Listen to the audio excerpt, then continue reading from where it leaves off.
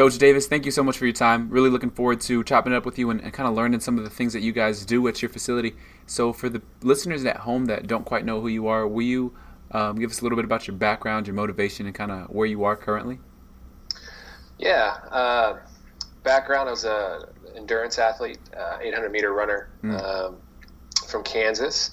Kind of always grew up in that, kind of within that sport. Then later on, I coached track and field and cross country for probably about 6 years. And from that, came down to Austin, Texas, and started, kind of a private facility, and that's Train Adapt Evolve now. I started that with Dr. Ben House back when we were younger and dumber than we are now. Now me and Patrick Estes are kind of heading up Train Adapt Evolve. And we pretty much work with all athletes. We get to consult with, athletic trainers, sports med for various teams. We get to work with various athletes kind of all over the spectrum. And then also the mom and pops that want to come in and also get a little bit fit as well. Yeah.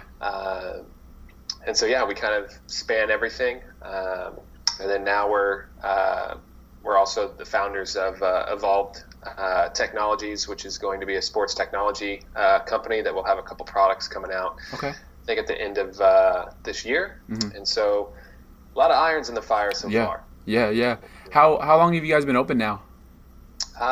It's now about 5 years for Train Adapt Evolve. Oh, wow. I believe. Okay. Awesome. Yeah. And so how did you guys go from, you said young and dumb, right? So how did you go from like this vision to kind of manifesting that into what it is today?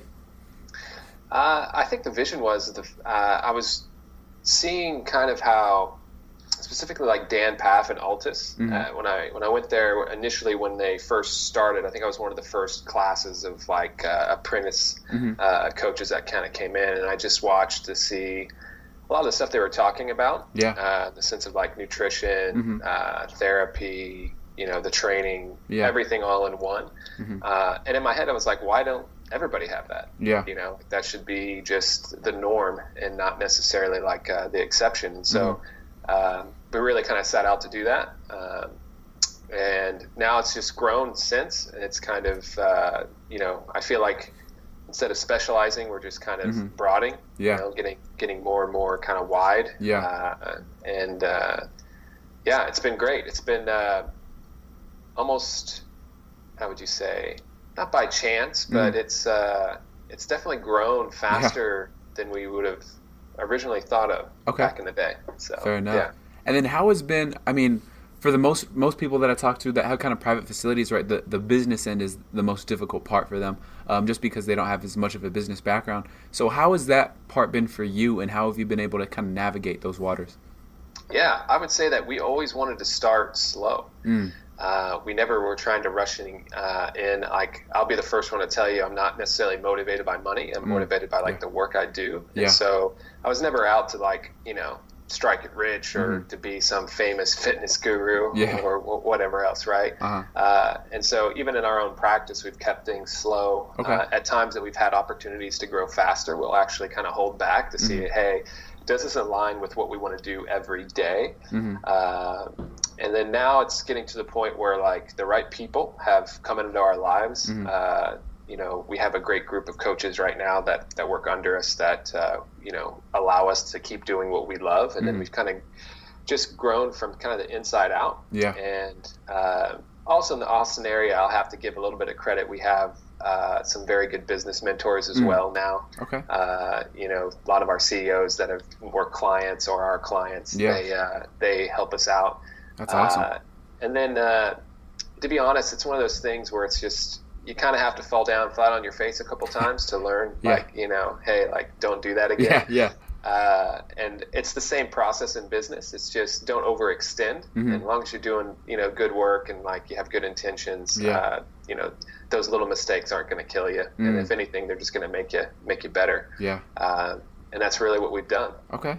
No, I like that approach. And then switching gears a little bit, right? So let's talk about kind of how you guys optimize performance, right? So one of the first things you guys do, and what everyone does kind of, is evaluation. So will you kind of just touch base on your basic evaluation, your intermediate, and then kind of your advanced? Yeah. Just kind of depends on what the the client wants or the athlete wants when they come in.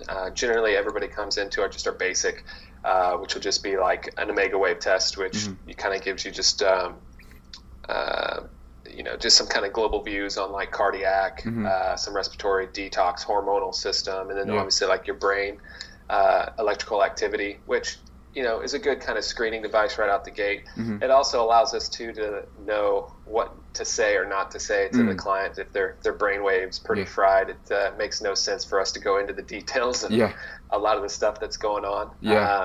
And then from that, obviously, we do like the orthopedic, assessment that is like pretty standard. We've kind of eliminated a lot of stuff, so that's not maybe as tedious as it once was. I think when you're a young coach, you want to do all the measuring and all this everything stuff. And at the end of the day, you're like, hey, like just doing these couple like exercises or let's say just evaluations will be just enough that you need to kind of get you through. And then from there, if we have our athletes that come through, we'll want to do a Moxie assessment, both high intensity based and also endurance based. And then also we also want to use the Moxie with some specific sports related movement patterns that they might do. If they're a receiver, we'll have them run certain routes. If they are basketball players, we'll have them like jump and shuffle and do different things like that, just to see how the stuff we find on the table affects just metabolism. That's the one thing that some people maybe we kind of gloss over, is that the structure of the body will put tension in the muscles and in certain areas that will allow them to either utilize or not utilize oxygen very well. And so we always want to look at that just to make sure we're kind of checking our basis. And then on the advanced one, that's when you're doing pretty much everything from like blood work, which that sounds fancy, but in reality, it's just kind of more of just checking boxes. It's nothing like nothing crazy. I think people think, oh, it sounds intimidating. But to be honest, it's not. And the people that are even doing it that pretend like it's fancy, they usually have like a software where they put the blood work in and it spits out what vitamins to take, right? So like, at the end of the day, it's I think we put too much stock into it. But it's something for us that tells a story with all the other information we have that is, for us, it's valuable. And then, then we usually have neuroxin, so we have EMG data. We have force plate analysis now. We usually pair all those three up with Moxie, just so we can kind of then see like from recruitment to metabolism to like force production and absorption and the different like kind of time constraints within like a vertical jump or a multi-jump testing process. And then obviously that will also be the Moxie and all the standard stuff as well as like a nutritional evaluation. So it can get extensive. We don't get too many of those. Most of the time that's when, the shit's already hit the fan and then like they're really stressing to figure out why they're performing so terribly. But for us, it's those cases that we love because those are the ones we can kind of, sink our teeth in a little bit and kind of get nitty gritty with the data. I like it. And then let's talk a little bit about kind of your training model, right? So I believe on your website it has like energetics is the first kind of pillar, and then structure into function, right? So will you just kind of expand on that a bit? I think we have to think of. I mean, even now, if you start looking through all the pro sports and we look at the time domains of when most of these injuries are happening, generally they're going to happen when the athlete is fatigued, right? And, there are some freak accidents, obviously, in NFL and even in some in cases in NBA. But generally, it's when the athlete's fatigued that they're going to be coming up with injuries. And though we like to say, and I was in this boat for a very long time, of saying we are conditioning our athletes, it can't possibly be conditioning. It's the way the athlete produces energy and utilizes energy is a limiting factor. And so when I think of energy, I'm thinking of, we need an efficient energy production to set up the contraction cycle. So in other words, when you die, right, your muscles go tight, right? You have a nice rigor mortis, as they say. And to a very lesser extent, if we take out ATP from a cell, it actually contracts, right? So, or it stays in a very stiffened state. And they've tested this down to the nanoscale. And so if we think of that, okay, for even the brain to know that it wants to, let's say, recruit a muscle, I'm guessing that it probably wants to make sure that it has the energy requirements to even think about recruiting. Yeah. And so from our standpoint is we want to make sure that the energy production state is efficient enough so that that muscle is in a ready state so that it can be ready for the contraction. Okay. And then once that, if it isn't in the ready state, that means it's in a structural like advantage. You know, it's in a advantageous position, and then the function or the contraction can then happen. Yeah. And that's just a very small, kind of like very kind of small scale, but it's kind of in everything we do. Yeah. Just because if we even think of, with all the positional based stuff that's out there now, obviously if we see people that are stressed, generally people that are stressed are utilizing energy to a higher degree than what they can support. Yeah. And then then their structure becomes more collapsed, right? We see it in certain joint areas, or they become, stiff in certain areas. And so for us, then that structure is not ready for the given demands of their sport. Yeah. Right. Yeah. And so even from that standpoint, we just kind of look at like, okay, how can we, how can we build a very efficient energy producer and then just go from there. Okay. Fair enough. And then can you touch a little bit more on training for like field and sport court athletes and how that might differ and some nuances in that? Yeah, I think the big thing that when you start putting a lot of the sports technology stuff in, and then also maybe a lot of the stuff that we've done in the past, is that you kind of get pigeonholed as like, oh, well, they're just like endurance or like aerobic or, these guys that, do conditioning training. But with the field and sport court athletes, I mean, what pays the bills is speed and power. Yeah. And so you have to, I always tell people that the holy grail is to have somebody incredibly fast, incredibly coordinated, and that is producing energy to supply those skills over a long period of time. Yeah. Right. The only thing with that is that when you think about that, there are different hurdles within physiology between the athletes that can actually produce a lot of power. And so though they're like very strong in the weight room and they're very fast for a short period of time, generally we've all seen they kind of peter out or they can't sustain that over a period of time. Yeah. When you figure out the reason why, which we believe we have, and there's other sprint coaches that are on the same page as kind of our line of thinking in the sense of coordination and the muscle contraction cycle and specifically the relaxation cycle. You start realizing, okay, now how do you train that? How do you train somebody to be extremely explosive, powerful, strong, and then be resilient enough to repeat that process over and over? Yeah. And for us, like I said, in the center, it's always speed and power. We always have to have that in the program. Agreed. And then as we develop over, say, a year or multiple years, we just want to make sure that the physiological limiters of the athlete via cardiac, respiratory, or coordination, a lot of those are being taken care of simultaneously as we develop the athlete. And so for us, if you can imagine, it just kind of starts at a point and it just keeps on growing, right? Instead of maybe the other way around is, people in the past periodization literature would say that, no, you start with this huge volume and you go down to a point. Yeah. We actually work in the opposite direction. Because at the end of the day, if you put on a bunch of load or volume on a system that physiologically can't handle it, that does you no good. Yeah. Right? I think that's a big point. Yeah. Yeah. And so a lot of times now you'll hear people talk about like load management. And in my head, it's like, that's just a crux for somebody not being able to handle physiology, to change physiology, And so not to say that like puts down the idea, you need to have both, but my head is that you can, if you know how to change physiology and understand the limiters, then it should allow for more load. And that's kind of the basis for a lot of what we do. Okay. And I think you touched on it a little bit, right? But how do you guys kind of use sports science in a bigger scale to attack resistance training? Resistance training in general. Well, I mean, the force platforms help us out with that. I mean, I was a pretty bad example when I got on the force plates because, when I got on, I realized I was like, oh yeah, I'm not very strong. Usually on some of the force plate stuff, you see like a double peak, and there was no such thing. Fair enough.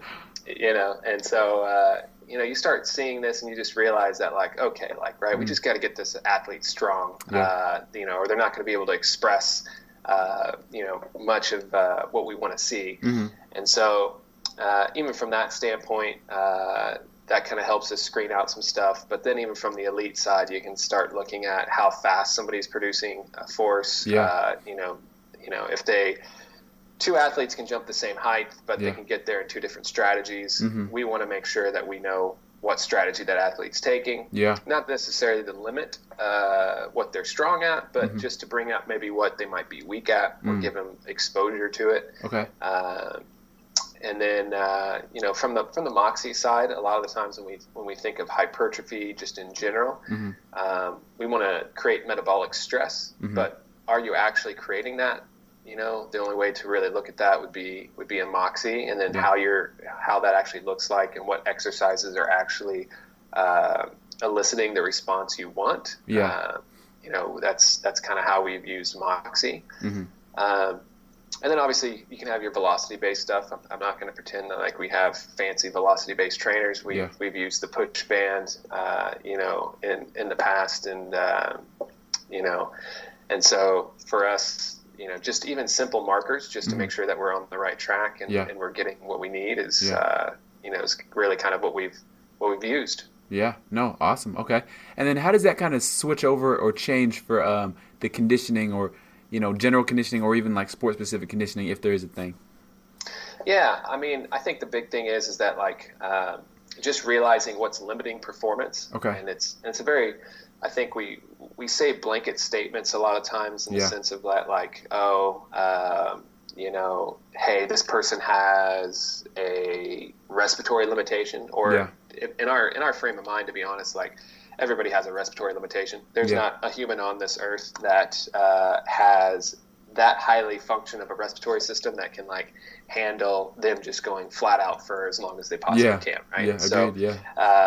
So from our standpoint of realizing that, we know that we need to train their respiratory system. And it just looks different for different athletes. We've tested a athlete that is an elite endurance athlete. In fact, she was breaking records in high school and everything else, and her outputs are incredible, but her limiter for her going to higher outputs or sustaining higher outputs for longer is the respiratory system, which if you just tell that to, like, say somebody off the street, they'd be like, oh, you're crazy. It's not like she has asthma or whatever else, right? But it's a limiter for the given outputs that they're doing. It's like them finding their ceiling, and we just want to make sure that we find whatever that ceiling is and then move it up. In some cases it's strength, some cases it's neurological, in some cases it's from a cardiac standpoint, maybe it's fatigue, or could be a host of different things. We just want to make sure that like we find out, given that time of year that we test, because it's not always the same. Hopefully you test, and then after a while you fix whatever you found out to be the weak link, and then over time you retest again and see, okay, is it a different weak link? Because the body's always in flux. It's always trying to find a certain solution, and so we just got to make sure that we're testing enough to identify the limiter or the ceiling, and then trying to fix it. I like it. Okay.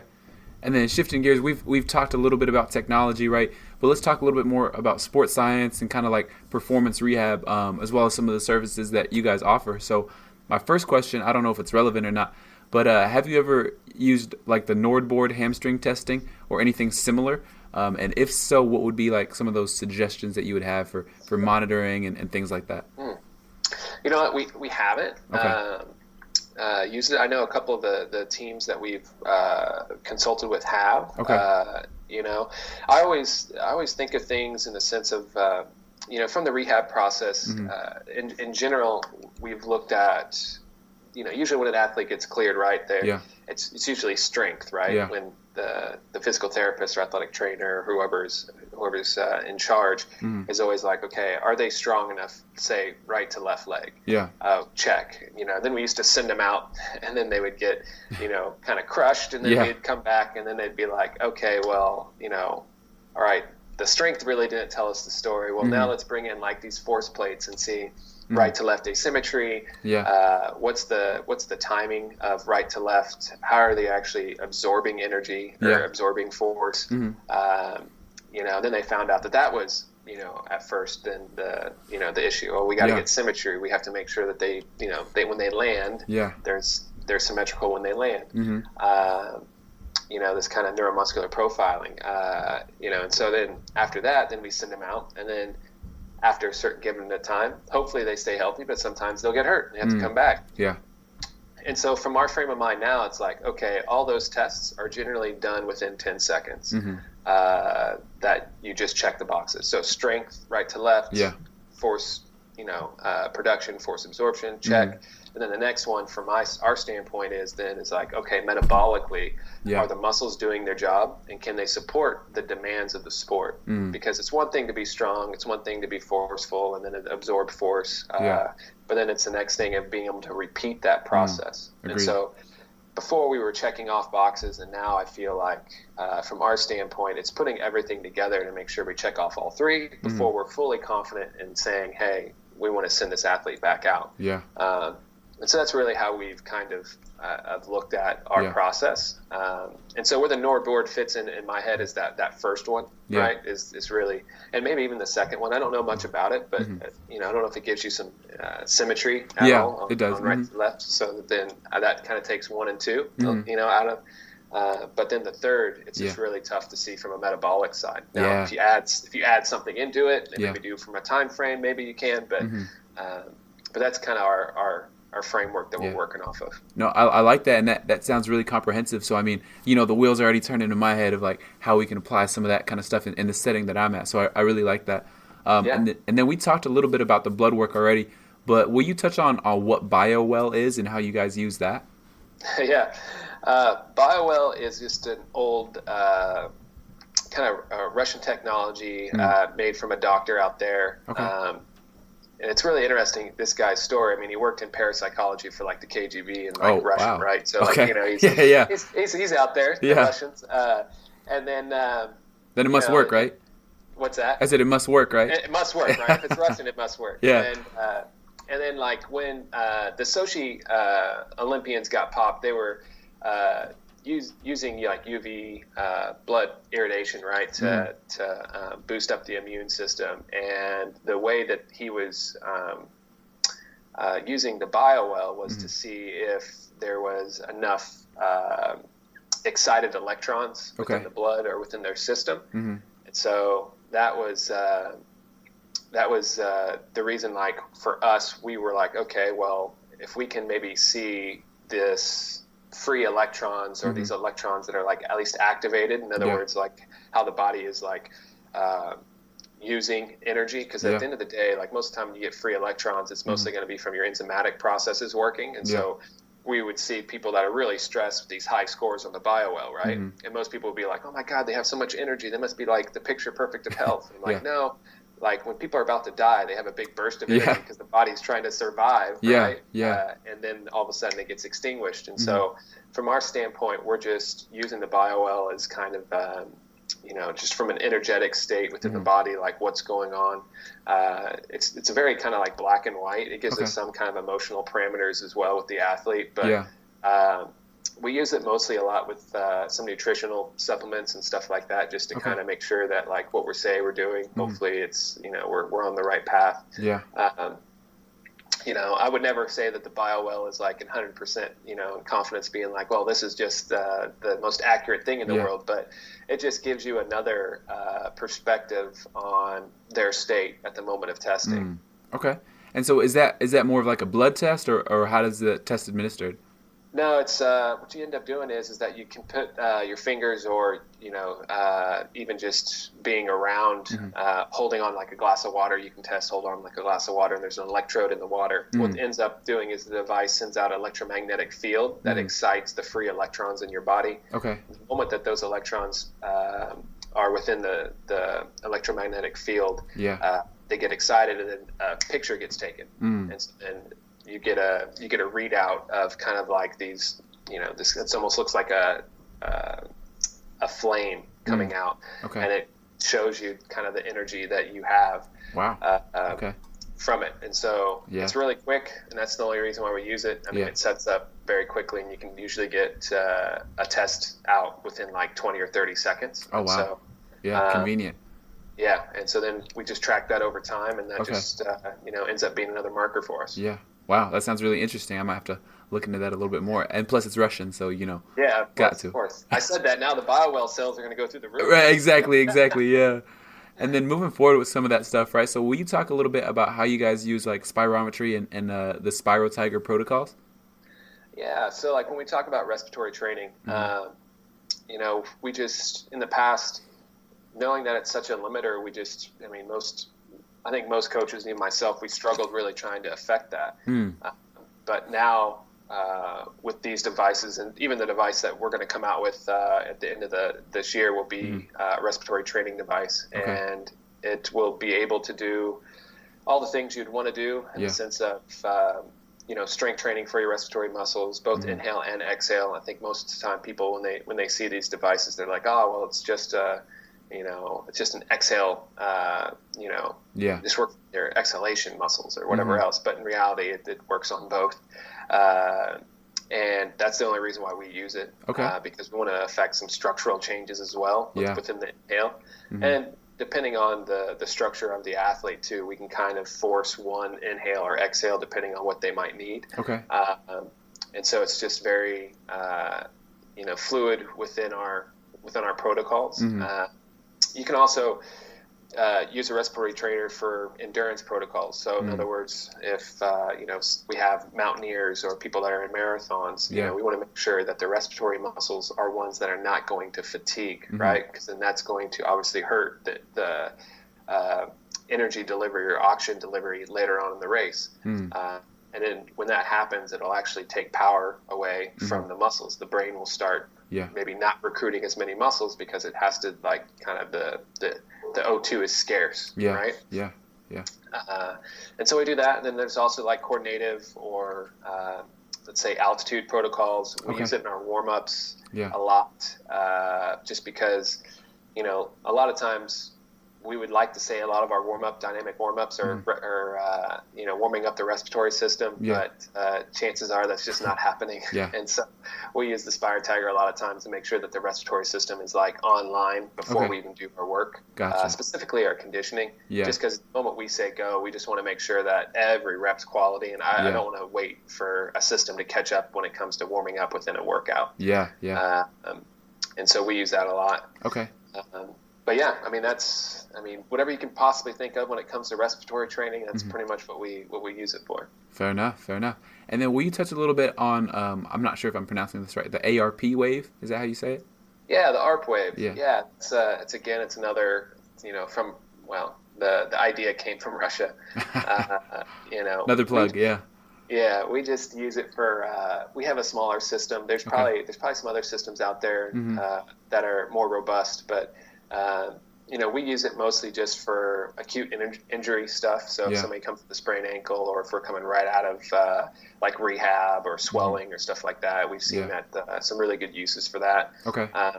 We use another frequency generator that generates an electrical current that is more frequency dominant as well now to do a lot of the same issues. Okay. Get inflammation out, stuff like that. So it's part of kind of our recovery protocols. Okay. And then you've mentioned it a few times already, but will you talk about Moxie monitoring, what that is, and then just kind of some general uses? Yeah, so Moxie is just NIRS technology, near infrared spectroscopy. It just shows like a red light, and it picks up hemoglobin pretty easily. And then it looks at oxygenated and deoxygenated hemoglobin. Yeah. It also looks at the volume of hemoglobin going into the site, so you can get kind of like a proxy on blood flow going to the muscle. Yeah. And it allows you pretty much now just to see, hey, does that energy or does that muscle have enough fuel to do its work? So if O2 is the fuel, then we can always monitor, okay, O2 is low, that athlete's going to start, fatiguing, pretty quickly, right? And so you could see it in real time.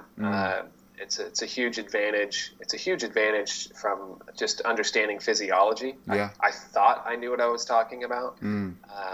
And then I started using this device, and it just kind of smacked me across my face and made me realize how dumb I really was. Yeah. But it's been a blessing in disguise.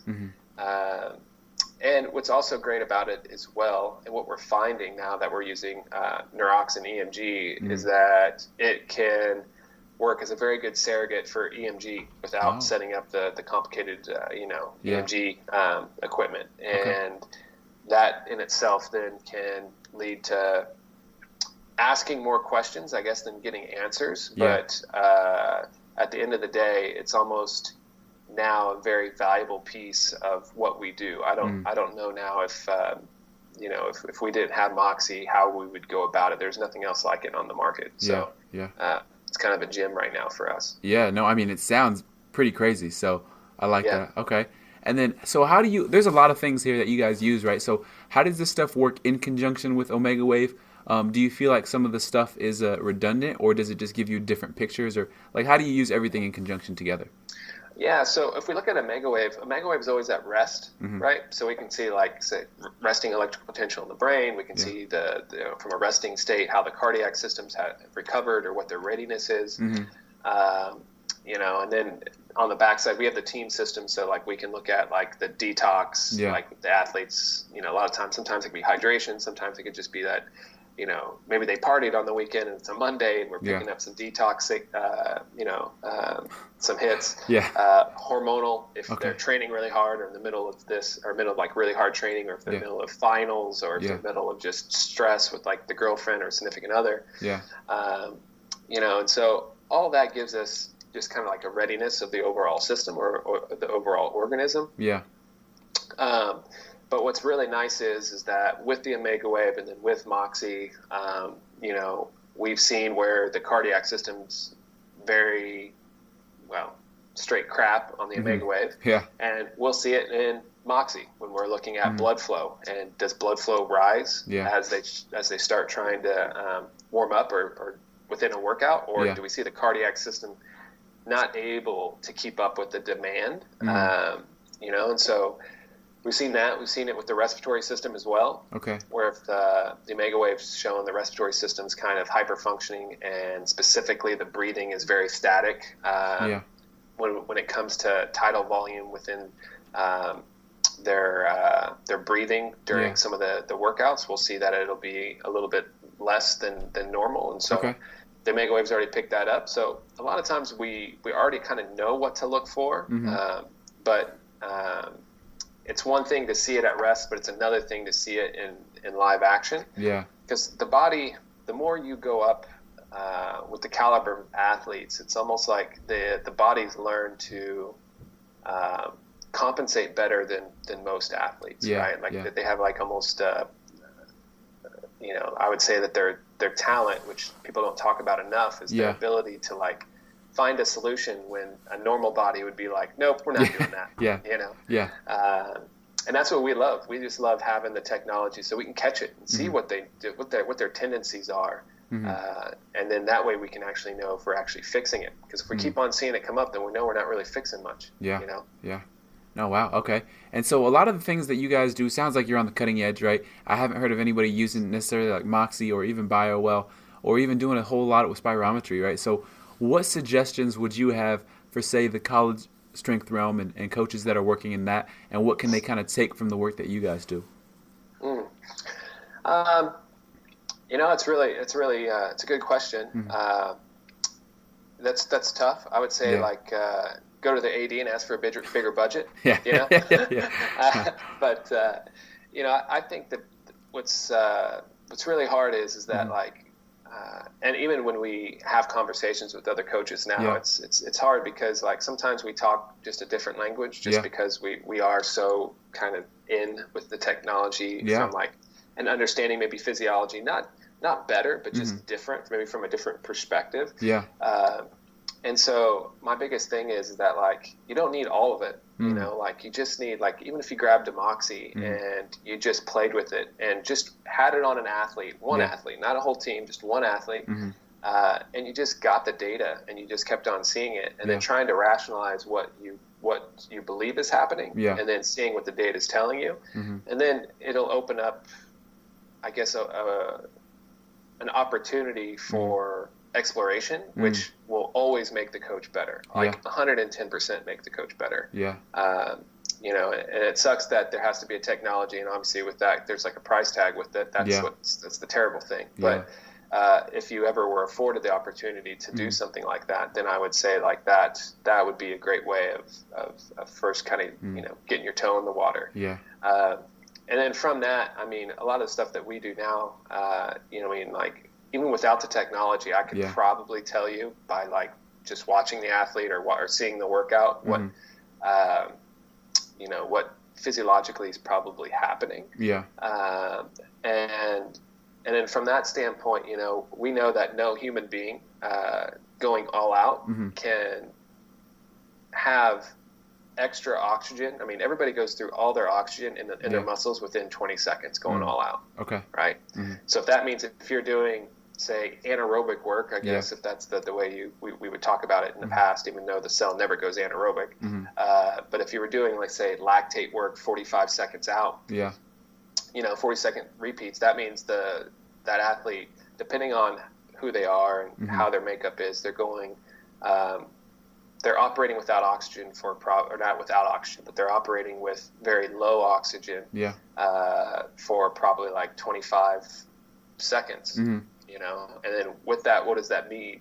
When there's oxidative stress, that means that, you know, the ATP or phosphocreatine is not present enough to get that contraction cycle ready again for another contraction. So that means that there's going to be some tension in the muscle, but yet there's still strain because the whole muscle belly is still working, or the whole body is still moving. So the fascia is going to keep on moving. And so there's going to be some straining, and that means that there's sometimes going to be some pulling from the proteins, and they start finding these micro tears. That's when you start seeing athletes that are sore, right? And so just from our standpoint, we can put somebody on a bike. We've even put really, really out of shape people on the bike and said, hey, we're going to go all out for 20 seconds. And we watch their oxygen go down. And then the moment it stops, then we say, okay, rest, go back up. Okay, go hard again. And then we just yo-yo them. Oh, wow. Okay. They might only get like 4 or 5 reps in. And they're usually on the ground like, oh my God, it's the worst thing I ever did. And they're going to be like, why would you do that? And they get mad at us. And they're like, I'm going to be so sore tomorrow. I'm not going to be able to like stand. And the next day they wake up and they're not sore. Okay. And so we just realized that like if we do things high intensity, but within the oxygen limits of the body, then we're not going to have a lot of this kind of like we call it not metabolic damage, but not on some of these protein structures, you know, maybe having these micro tears as much, because the system will always have enough energy for the demand, and we just get to watch it in real time, right? And if we think about that from, and not saying that doing 45-second intervals is bad, it's just a time and a place, right? It's just from our standpoint, we want to train athletes as hard as possible, as many times as possible.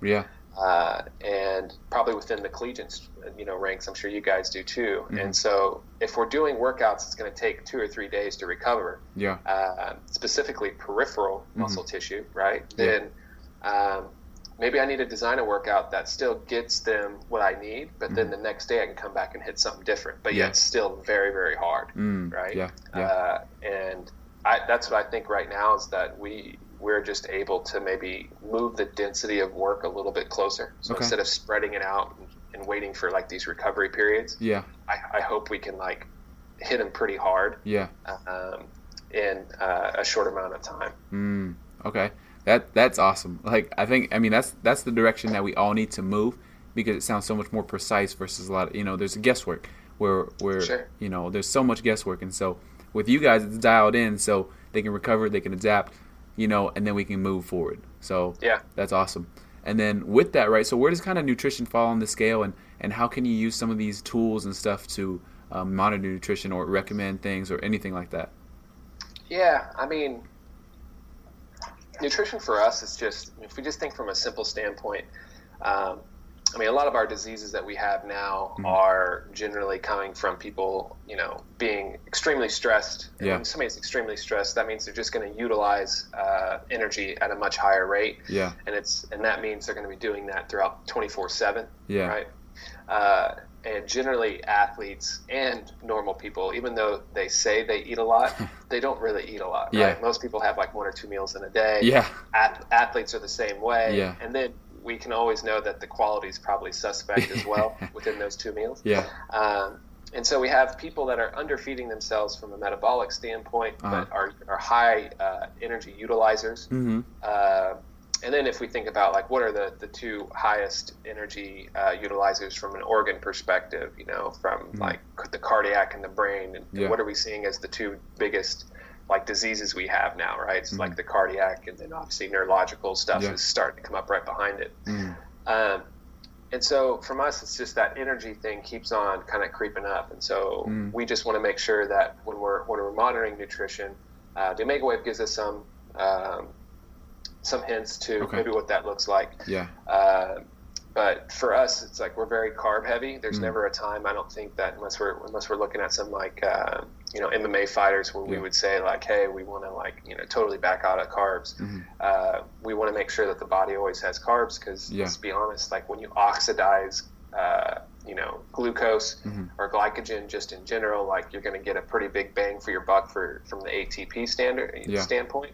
And with athletes that are speed and power athletes, they are going to go through some muscle glycogen specifically within the practice, even though like track and field, you might get like 6 or 7 good bouts, but even a football player, think about a football practice of how many sprints and jumps they actually do within that practice. Just them refueling can even change autonomics, just because the body, if it's being starved, will go into more sympathetic state just to try to like drive up more energy, and specifically out of the liver, where we just want to make sure that we're just checking our boxes and making sure that nutrition is on point to support the athlete's demands. I wish I could say that we do something that's new aged or something that's like cutting edge, but to be honest, I just want to make sure that we check a lot of the fundamentals, because if we even know that if the muscle's not recovered and glycogen's not being stored properly or even recovered properly between bouts, it'll show up on Moxie within how they utilize oxygen. Yeah. And so we always want to make sure that like, hey, is the Moxie looking good? Is the Omega Wave stuff looking good? Because we have a peripheral from Moxie is on the muscle, and we have the peripheral system, like kind of the guys that are regulating everything in the Omega Wave. And we just want to make sure that those are just that we're checking the boxes on both of them to make sure that the athlete's like, doing their job. Yeah.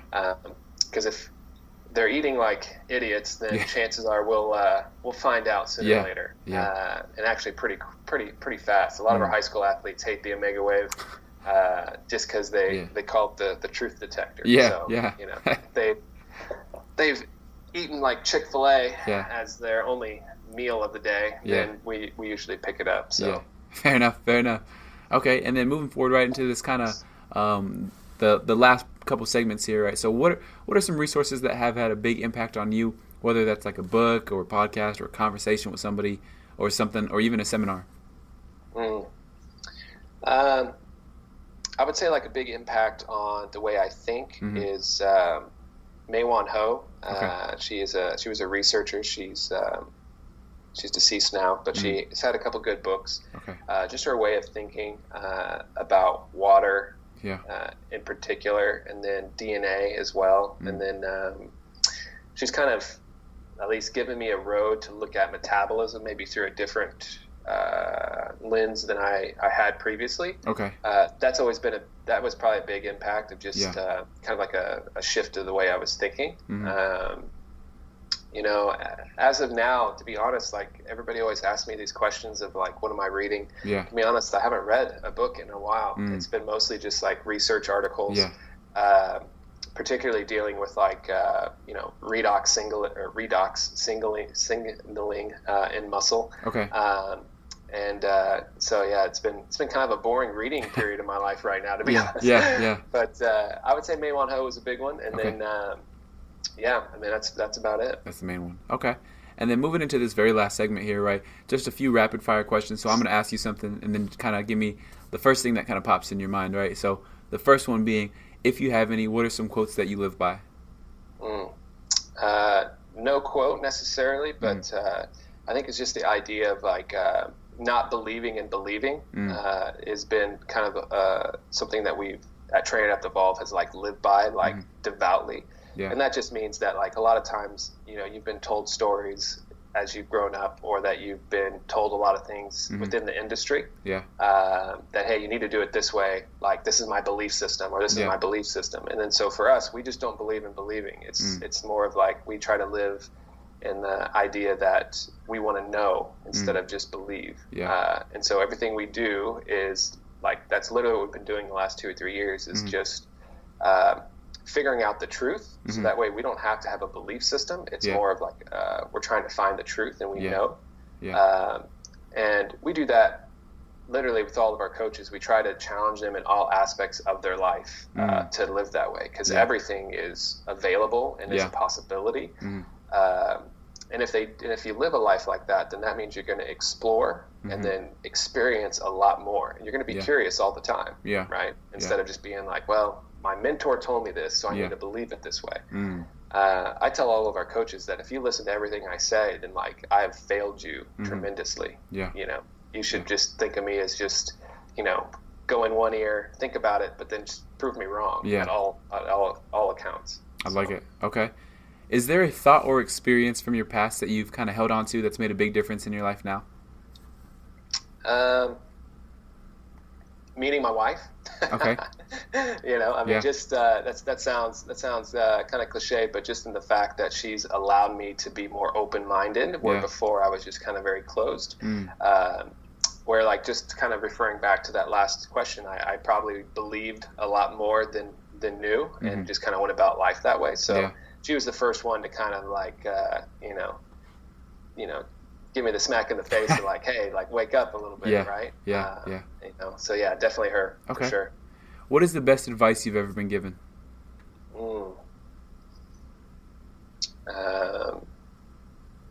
To know practically what the hell you're doing.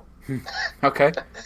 Literally. Like that's been big. Just don't say what just don't say what you think people want to hear. Just tell them what you actually do. And that's half the reason why I'm probably not famous in the fitness industry right now. Fair enough. Yeah. Fair enough. Okay, so in contrast to that, what's the worst advice you've ever been given? Ooh.